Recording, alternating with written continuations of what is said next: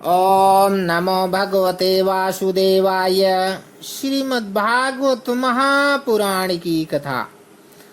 कृष्णं नारायणं वन्दे, कृष्णं वन्दे व्रजप्रियं, कृष्णं द्वैपायनं वन्दे, कृष्णं वन्दे पृथासुतम्। अथ तृतीय स्कंध अथैकत्रिंशोऽध्यायः। मनुष्य योनि को प्राप्त हुए जीव की गति का वर्णन। बोलो वृंदावन बिहारी लाल की जय। श्री भगवान कहते हैं, माता जी, जब जीव को मनुष्य शरीर में जन्म लेता है तो वो भगवान की प्रेरणा से अपने पूर्व कर्मानुसार देह प्राप्ति के लिए पुरुष के वीर्य कण के द्वारा स्त्री के उदर में प्रवेश करता है। वहां वह एक रात्रि में स्त्री के रज में मिलकर एक रूप कलल बन जाता है। 5 रात्रि में बुद्ध रूप हो जाता है। 10 दिन में बेर के समान कुछ कठिन हो जाता है और उसके बाद मांस पेशी अथवा अंडज प्राणियों में अंडे के रूप में परिणत हो जाता है।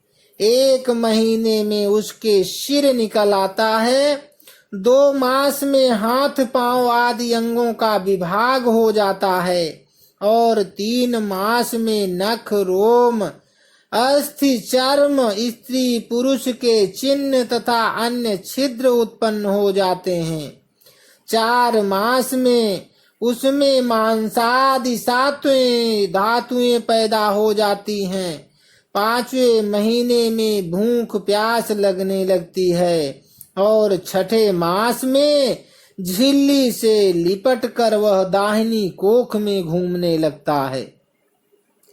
उस समय माता के खाए हुए अन्न जल आदि से उसकी सब धातुएं पुष्ट होने लगती हैं और वह कृमि आदि जंतुओं के उत्पत्ति स्थान उस जघन्य मलमूत्र गढ़े में पड़ा रहता है। वह सुकुमार तो होता ही है, इसीलिए जब वहां के भूखे कीड़े उसके अंग प्रत्यंग नोचते हैं तब अत्यंत क्लेश के कारण वह क्षण क्षण में अचेत हो जाता है। माता के खाए हुए कड़वे, तीखे, गरम, नमकीन, रूखे और खट्टे आदि उग्र पदार्थों का स्पर्श होने से उसके सारे शरीर में पीड़ा होने लगती है। वह जीव माता के गर्भाशय में झिल्ली से लिपटा और आंतों से घिरा रहता है। उसका सिर पेट की ओर तथा पीठ और गर्दन कुंडलाकार मुड़े रहते हैं। वह पिंजड़े में बंद पक्षी के समान पराधीन एवं अंगों को हिलाने डुलाने में भी असमर्थ रहता है। इसी समय अदृष्ट की प्रेरणा से उसे स्मरण शक्ति प्राप्त होती है। तब अपने सैकड़ों जन्मों के कर्म याद आ जाते हैं और वो बेचैन हो जाता है तथा उसका दम घुटने लगता है। ऐसी अवस्था में उसे क्या शांति मिल सकती है? 7वां महीना आरंभ होने पर उसमें ज्ञान शक्ति का भी उन्मेष हो जाता है, परंतु प्रसूति वायु से चालायमान रहने के कारण वह उसी उदर में उत्पन्न हुए विष्ठा के कीड़ों के समान एक स्थान पर नहीं रह सकता। तब सप्त धातुमय स्थूल शरीर से बंधा हुआ वह देहात्मदर्शी जीव अत्यंत भयभीत होकर दीन वाणी से कृपा याचना करता हुआ हाथ जोड़कर उस प्रभु की स्तुति करता है जिसने उसे माता के गर्भ में डाला है। जीव कहता है, मैं बड़ा अधम हूँ। भगवान ने मुझे जो इस प्रकार की गति दिखाई है वह मेरे योग्य ही है। वह अपनी शरण में आए हुए इस नश्वर जगत की रक्षा के लिए ही अनेक प्रकार के रूप धारण करते हैं। अतः मैं भी भूतल पर विचरण करने वाले उन्हीं के निर्भय चरणार विंदों की शरण लेता हूँ। जो मैं जीव इस माता के उदर में देह, इंद्रिय और अंतःकरण रूपा माया का आश्रय कर पुण्य पाप रूप कर्मों से आच्छादित रहने के कारण बद्ध की तरह हूँ, ये वही मैं यही अपने संतप्त हृदय से प्रतीत होने वाले उन विशुद्ध उपाधि रहित अविकारी और अखंड बोध स्वरूप परमात्मा को नमस्कार करता हूँ। मैं वस्तुतः शरीर आदि से रहित असंग होने पर भी देखने में पंच भौतिक शरीर से संबद्ध हूँ और इसीलिए इंद्रिय, गुण, शब्दादि विषय और चिदाभास अहंकार रूप जान पड़ता हूँ। अतः इस शरीर आदि के आवरण से जिनकी महिमा कुंठित नहीं होती है, उन प्रकृति और पुरुष के नियंता, सर्वज्ञ, विद्या शक्ति संपन्न परम पुरुष की मैं वंदना करता हूँ। उन्हीं की माया से अपने स्वरूप की स्मृति नष्ट हो जाने के कारण यह जीव अनेक प्रकार के सत्वादि गुण और कर्म के बंधन से युक्त इस संसार मार्ग में तरह तरह के कष्ट झेलता हुआ भटकता रहता है।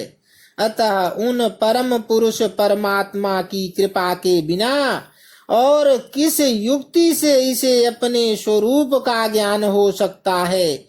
मुझे जो यह त्रैकालिक ज्ञान हुआ है, यह भी उनके सिवा और किसने दिया है, क्योंकि स्थावर जंगम समस्त प्राणियों में एकमात्र वही तो अंतर्यामी रूप अंश से विद्यमान है। अतः जीव रूप कर्म जनित पदवी का अनुवर्तन करने वाले हम अपने त्रिविध तापों की शांति के लिए उन्हीं का भजन करते हैं।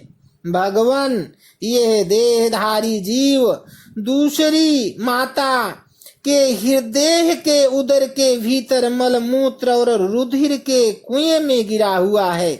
उसकी जठराग्नि से इसका शरीर अत्यंत संतप्त हो रहा है। उससे निकलने की इच्छा करता हुआ यह अपने महीने गिन रहा है। भगवान, अब इस दीन को यहाँ से कब निकाला जाएगा? स्वामिन, आप बड़े दयालु हैं। आप जैसे उदार प्रभु ने ही इस 10 मास के जीव को ऐसा उत्कृष्ट ज्ञान दिया है। दीन बंधुओं, इस अपने किए हुए उपकार से ही आप प्रसन्न हो, क्योंकि आपको हाथ जोड़ने के सिवाय आपके उस उपकार का बदला तो कोई दे भी क्या सकता है। प्रभु, संसार के ये पशु पक्षी आदि अन्य जीव तो अपनी मूढ़ बुद्धि के अनुसार अपने शरीर में होने वाले सुख दुखादि का ही अनुभव करते हैं, किंतु मैं तो आपकी कृपा से सम दमादि साधन संपन्न शरीर से युक्त हुआ हूँ। अतः आपकी दी हुई विवेकवती बुद्धि से आप पुराण पुरुष को अपने शरीर के बाहर और भीतर अहंकार के आश्रय भूत आत्मा की भांति प्रत्यक्ष अनुभव करता हूँ। भगवान, इस अत्यंत दुख से भरे हुए गर्भाशय में यद्यपि मैं बड़े कष्ट से रह रहा हूँ, तो भी इससे बाहर निकलकर संसार में अंधकूप में गिरने की मुझे बिल्कुल इच्छा नहीं है, क्योंकि उसमें जाने वाले जीव को आपकी माया घेर लेती है, जिसके कारण उसकी शरीर में अहम बुद्धि हो जाती है और उसके परिणाम में उसे फिर इस संसार चक्र में ही पड़ना होता है। अतः मैं व्याकुलता को छोड़कर हृदय में श्री विष्णु भगवान के चरणों को स्थापित कर अपनी बुद्धि की सहायता से ही अपने को बहुत शीघ्र इस संसार रूप समुद्र के पार लगा दूंगा, जिससे मुझे अनेक प्रकार के दोषों से युक्त यह संसार दुख फिर न प्राप्त हो। भगवान कपिल देव जी कहते हैं कि माता, वह 10 महीने का जीव गर्भ में ही जब इस प्रकार विवेक संपन्न होकर भगवान की स्तुति करता है, तब उस अधोमुख बालक को प्रसव काल की वायु तत्काल बाहर आने के लिए ढकेलती है। उसके सहसा ठेलने पर वह बालक अत्यंत व्याकुल हो नीचे सिर करके बड़े कष्ट से बाहर निकलता है। उस समय उसके श्वास की गति रुक जाती है और पूर्व स्मृति नष्ट हो जाती है। पृथ्वी पर माता के रुधिर और मूत्र में पड़ा हुआ वह बालक विष्ठा के कीड़े के समान छटपटाता है। उसका गर्भवास का सारा ज्ञान नष्ट हो जाता है और वह विपरीत गति देहाभिमान रूप अज्ञान दशा को प्राप्त होकर बार बार जोर जोर से रोता है। फिर जो लोग उसका अभिप्राय नहीं समझ सकते, उनके द्वारा उसका पालन पोषण होता है। ऐसी अवस्था में उसे जो प्रतिकूलता प्राप्त होती है, उसका निषेध करने की शक्ति भी उसमें नहीं होती। जब उस जीव को शिशु अवस्था में मैली कुचैली खाट पर सुला दिया जाता है, जिसमें खटमल आदि स्वेदज जीव चिपटे रहते हैं, तब उसमें शरीर को खुजलाने, उठाने अथवा करवट बदलने की भी सामर्थ्य न होने के कारण वह बड़ा कष्ट पाता है। उसकी त्वचा बड़ी कोमल होती है। उसे डांस, मच्छर और खटमल आदि उसी प्रकार काटते रहते हैं जैसे बड़े कीड़े को छोटे कीड़े। इस समय उसका गर्भावस्था का सारा ज्ञान जाता रहता है, सिवा रोने के वह कुछ नहीं कर सकता। इसी प्रकार बाल्य, कौमार और पौगंड अवस्थाओं के दुख भोग कर वह बालक युवा अवस्था में पहुंचता है। इस समय उसे यदि कोई इच्छित भोग नहीं प्राप्त होता है तो अज्ञान वश उसका क्रोध उद्दीप्त हो उठता है और वह शोकाकुल हो जाता है। देह के साथ ही साथ अभिमान और क्रोध बढ़ जाने के कारण वह काम पर विवश जीव अपना ही नाश करने के लिए दूसरे कामी पुरुषों के साथ बैर ठानता है। खोटी बुद्धि वाला वह अज्ञानी जीव पंचभूतों से रचे हुए इस देह में मिथ्याभिनिवेश के कारण निरंतर मैं मेरेपन का अभिमान करने लगता है। जो शरीर इसे वृद्धावस्था आदि अनेक प्रकार के कष्ट ही देता है तथा अविद्या और कर्म के सूत्र से बंधा रहने के कारण सदा इसके पीछे लगा रहता है, उसी के लिए यह तरह तरह के कर्म करता रहता है, जिनमें बंध जाने के कारण इसे बार बार संसार चक्र में पड़ना होता है। सन्मार्ग में चलते हुए यदि इसका किन्हीं जीवा और उपस्थेंद्रिय के भोगों में लगे हुए विषयी पुरुष से समागम हो जाता है और यह उनमें आस्था करके उन्हीं का अनुगमन करने लगता है, तो पहले के समान ही फिर नार की योनियों में पड़ता है। जिनके संग से इसके सत्य, सोच, बाहर भीतर की पवित्रता, दया, वाणी का संयम, बुद्धि, धन संपत्ति, लज्जा, यश, क्षमा, मन और इंद्रियों का संयम तथा ऐश्वर्य आदि सभी सद्गुण नष्ट हो जाते हैं। यह अत्यंत शोचनीय स्त्रियों के क्रीड़ा, मृग खिलौना, अशांत मूढ़ और देहात्म दर्शी असत पुरुषों का संग कभी नहीं करना चाहिए, क्योंकि इस जीव को किसी औरत का संग करने से ऐसा मोह और बंधन नहीं होता जैसा स्त्री और स्त्रियों के संगियों का संग करने से होता है। एक बार अपनी पुत्री सरस्वती को देखकर ब्रह्मा जी भी उसके रूप लावण्य से मोहित हो गए थे और उसके मृगी रूप होकर भागने पर उसके पीछे निर्लज्जता पूर्वक मृग रूप होकर दौड़ने लगे।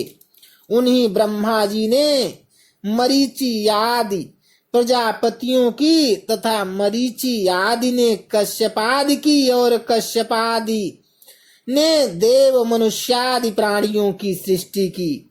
अतः इनमें एक ऋषिवर नारायण को छोड़कर ऐसा कौन पुरुष हो सकता है जिसकी बुद्धि स्त्री रूपणी माया से मोहित ना हो सके। अहो, मेरी इस स्त्री रूपणी माया का बल तो देखो, जो अपने भ्रकुटी विलास मात्र से बड़े बड़े दिग्विजयी वीरों को पैरों से कुचल देती है। जो पुरुष योग के परम पद पर आरूढ़ होकर चाहता हो अथवा जिसे मेरी सेवा के प्रभाव से आत्मा अनात्मा का विवेक हो गया हो, वह स्त्रियों का संग कभी ना करे, क्योंकि उन्हें ऐसे पुरुष के लिए नरक का खुला द्वार बताया गया है। भगवान की रची हुई यह जो स्त्री रूपणी माया धीरे धीरे सेवा आदि की मिश से पास आती है, इसे तिनकों से ढके हुए कुएं के समान अपनी मृत्यु ही समझें। स्त्री में आसक्त रहने के कारण तथा अंत समय में स्त्री का ही ध्यान रहने से जीव को स्त्री योनि प्राप्ति होती है। इस प्रकार स्त्री योनि को प्राप्त हुआ जीव पुरुष में प्रतीत होने वाली मेरी माया को ही धन पुत्र और गृह आदि देने वाला अपना पति मानता रहता है। सो जिस प्रकार व्याधे का ज्ञान कानों को प्रिय लगने पर भी बेचारे भोले भाले पशु पक्षियों को फंसाकर उसके नाश का ही कारण होता है, ठीक उसी प्रकार उन पुत्र पति और गृह आदि को विधाता की निश्चित की हुई अपनी मृत्यु ही जाने। देवी, जीव के उपाधिभूत लिंग देह के द्वारा पुरुष एक लोक से दूसरे लोक में जाता है और अपने प्रारब्ध कर्मों को भोगता हुआ निरंतर अन्य देहों की प्राप्ति के लिए दूसरे कर्म करता रहता है। जीव का उपाधि रूप लिंग शरीर तो मोक्ष पर्यंत उसके साथ रहता है तथा भूत इंद्रिय और मन का कार्य रूप स्थूल शरीर इसका भोगाधिष्ठान है।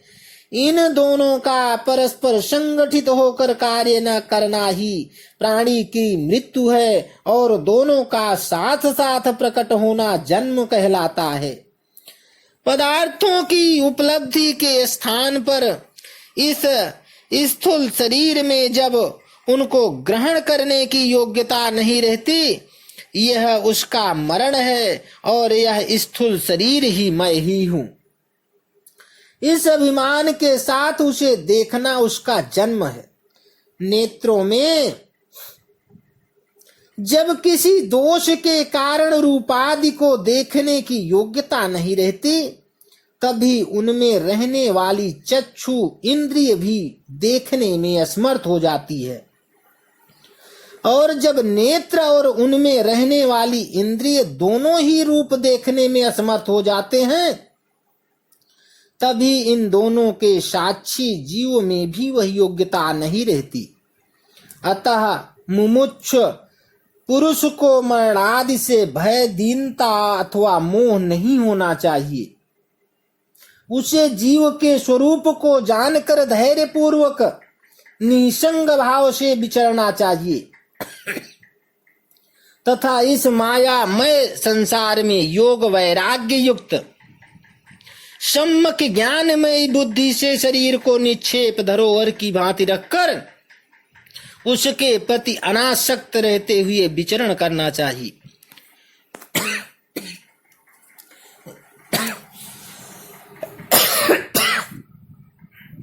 इति श्रीमद्भागवते महापुराणे पारमहंस्यां संहितायां तृतीय स्कंधे कापिलेयोपाख्येन जीव गतिर्नामैक त्रिंशोऽध्यायः संपूर्ण।